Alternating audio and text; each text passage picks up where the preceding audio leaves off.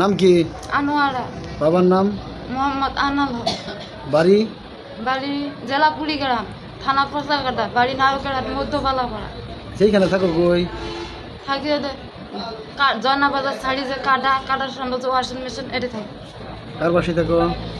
হামেদের ভাষা। আচ্ছা, এই ছেলের নাম কি? দুলাল। বাবার নাম ডাক কি? নাম দুলাল, আইডি কার্ডে হেলাল নাম। পরে তোমার সাথে সম্পর্ক কিভাবে? কি কয় মোবাইল টিকটক আইডির মধ্যে পরিচয় হয়েছে। কতদিন আগে?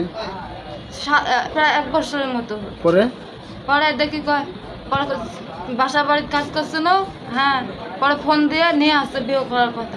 নিয়ে আসিয়া পরে কি কয় 5 মাস থাকিয়ে কি কয় বাসা ভাড়া নেওয়া থাকে।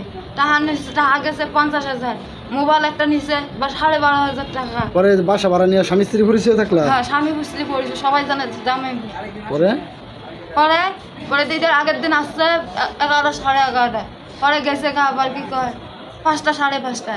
আবার ঈদের পরের দিন আসছে, আসিয়ে আবার কি কয় 10 তারিখে আবার গেছে গা।